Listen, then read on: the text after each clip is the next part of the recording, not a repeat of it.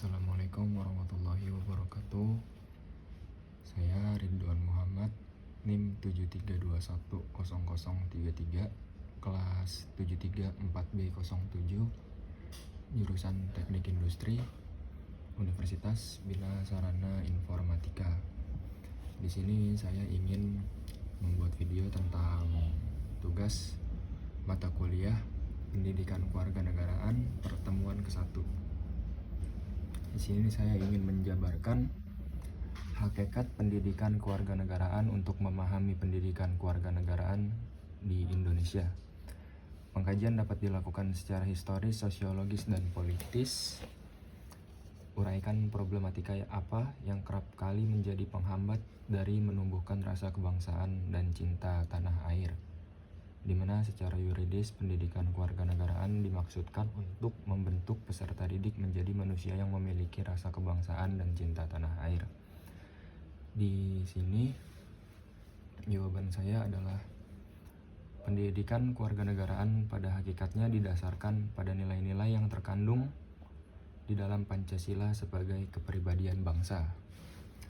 Yang dimaksud nilai-nilai Pancasila sebagai kepribadian bangsa adalah dengan tumbuhnya rasa nasionalisme di dalam diri setiap individu warga negara Indonesia dalam meningkatkan serta melestarikan keluhuran moral dan perilaku masyarakat yang bersumber pada budaya.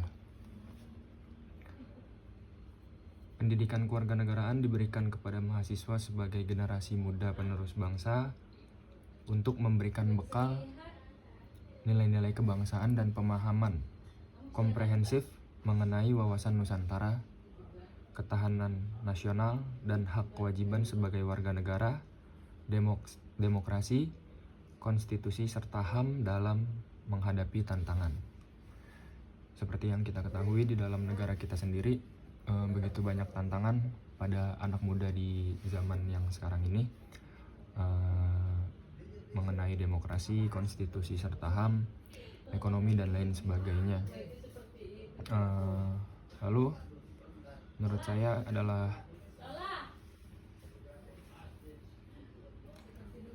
pendidikan kewarganegaraan digunakan sebagai pendidikan yang meningkatkan akan hak dan kewajiban kita sebagai warga negara agar setiap hal yang dilakukan sesuai dengan tujuan dan cita-cita. Jadi di sini adalah pendidikan kewarganegaraan dituju untuk pendidikan agar meningkatkan kualitas setiap individu anak muda yang ada pada sebuah bangsa untuk mencapai tujuan dan cita-cita bagi bangsa itu sendiri, khususnya bangsa Indonesia. Ruang lingkup pendidikan kewarganegaraan meliputi beberapa aspek-aspek seperti persatuan dan kesatuan bangsa.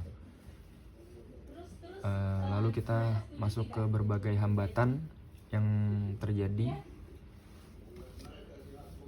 di negara ini, bagaimana bentuk dan rasa kebangsaan setiap kaum muda dalam menghadapi rasa pertumbuhan nasionalisme dan rasa kebangsaan cinta tanah air. Di sini yang sudah saya rangkum adalah berbagai hambatan tersebut, terutama dalam bidang pendidikan, dapat menjadi penyebab sulitnya penanaman nilai-nilai nasionalisme. Hambatan tersebut antara lain adalah 1. Hambatan kompetensi, 2. Hambatan kurikulum, 3. Hambatan sarana dan prasarana, yang keempat adalah hambatan lingkungan.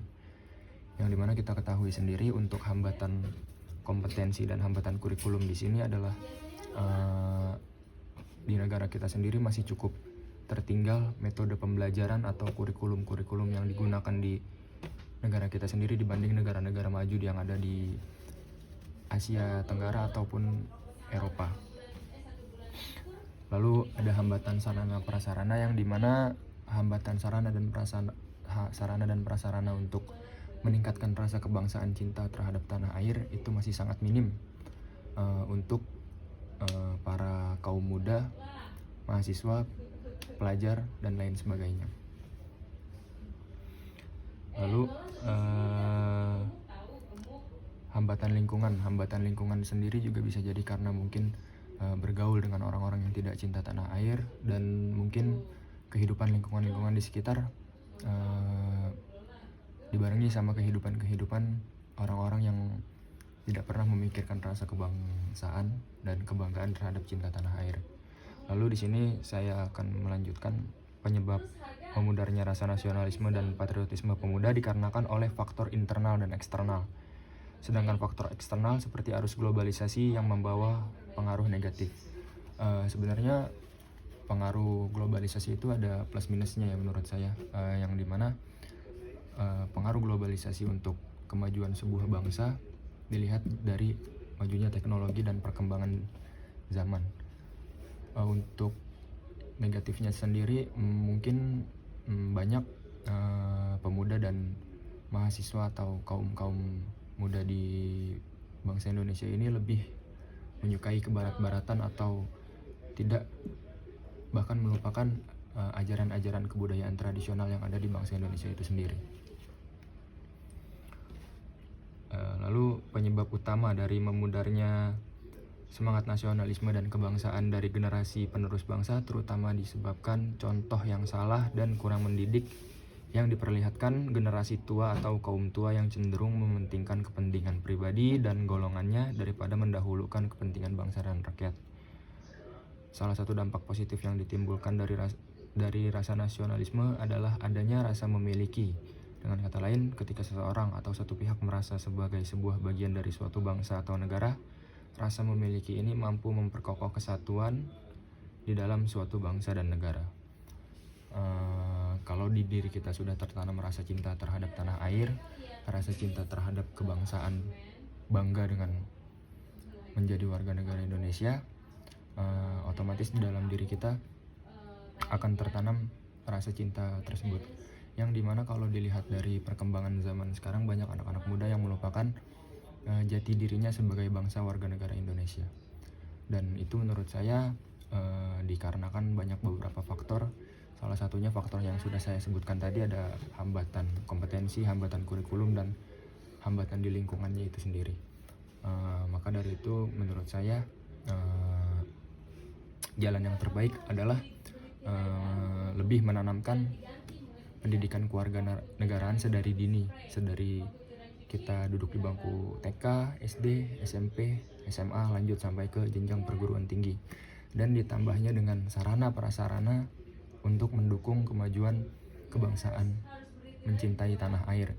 Salah satu contohnya mungkin bisa dibanyaki dengan pameran-pameran seni budaya tradisional, terus lomba-lomba tarian tradisional dan lain sebagainya. Dan mungkin bisa mengadakan konser-konser musik yang berbau nuansa tradisional dan musik-musik asli dari bangsa Indonesia itu sendiri. Itu saja menurut saya yang dapat saya sampaikan.